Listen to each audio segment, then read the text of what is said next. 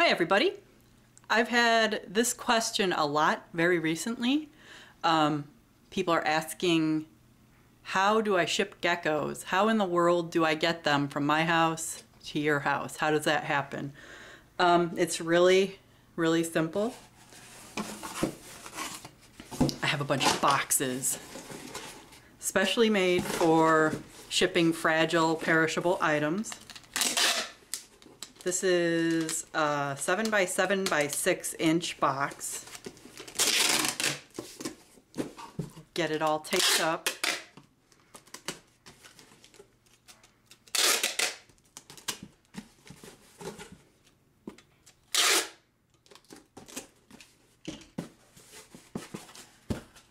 Now, a lot of us have gotten packages in the mail where they've been kind of crushed once they got to you. The cool thing about shipping geckos is that you can use this nice styrofoam padding. It not only helps, no, it sounds terrible. It not only helps keep the temperatures inside the box at a somewhat constant rate, it also makes the box a little bit stronger. So,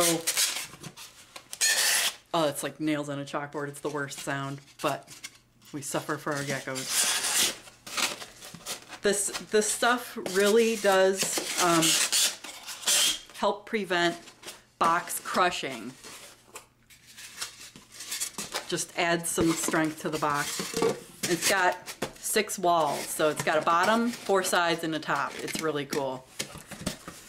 And it's hard to get out sometimes. Don't open your box like that if you have a gecko inside of it.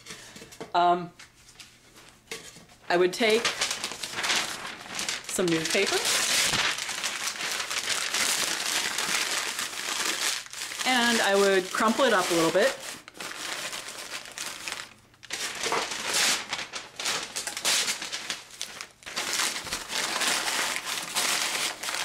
And I make a little cushion inside the box like that. Now, you're gonna need a little cup like this. When you get the package from me, you'll notice it's got little air holes in it. It's got the scientific name and the common name. And on the bottom of all of my packages, I have the gecko's name, when it was hatched, and the dam and the sire.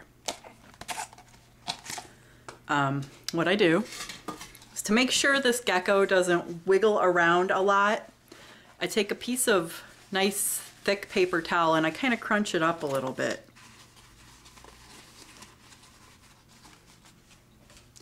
It's kind of bunchy in there. And I mist it down a little bit.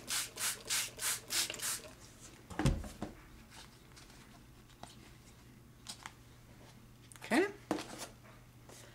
And then I take ye old gecko,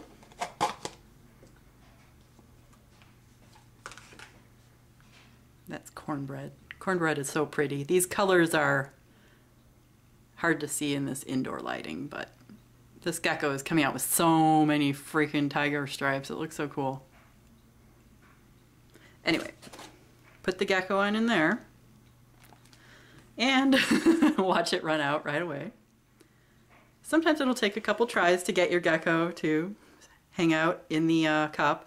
This is kind of a warning. When you get the gecko at your house, it may want out of the cup like right away. So be ready for that whole jumping out thing. It may happen. Snap the lid nice and tight. And I also like to take a little tape on each side of the cup and I'll tape it in, but I'm not going to do that right now because I'm just kind of showing you a little bit of how I do this. I nestle that cup on in there and I'm going to surround this with more paper. A lot of people ask, well, how does the gecko breathe inside that box? And the truth is, it can breathe just fine. Reptiles do not breathe at the same rate we do. They don't need quite as much oxygen. So you might not be able to do this with a mammal type animal, but it works out just fine for reptiles. And when I'm shipping the box, I'll have a little care guide in there, what to do when you first get your gecko home, but I'm not including that in here. This is just to show you guys what all you see. And this just makes a nice, inexpensive padding. You can also use styrofoam peanuts if you want, but I like paper because it's recyclable. That's pretty well packed in there. Not crushing the cup or anything, I just want it to have a little bit of give. The cup won't move around. And I will close this up and I'll tape it up and I'll put the labels on it, proper labeling and everything, and you'll get it pretty much just like this. Sometimes I use a slightly smaller box. If I'm just shipping one gecko, this little box works well, especially if temperatures are good so that I don't have to use any heat or cooling implements. And I also have a great big old box. It could fit quite a few geckos inside of it. And also, inside these bigger boxes, if the temperatures call for needing a little bit of extra heat, I can add heat. I've got these little heat packs. These are really cool.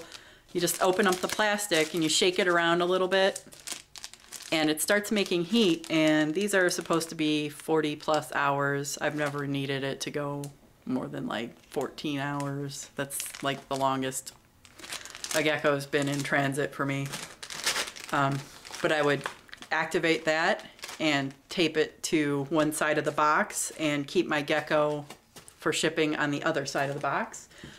And I really try to avoid shipping during warmer days, but if it does happen that my shipping weather is really cold, or sorry, really warm, or maybe my recipient's weather is on the warm side, I've got these nice cool packs, so I can slip a couple of those in. I can tape them in over on this side, bunch in some of that nice newsprint, and then have the gecko on this side.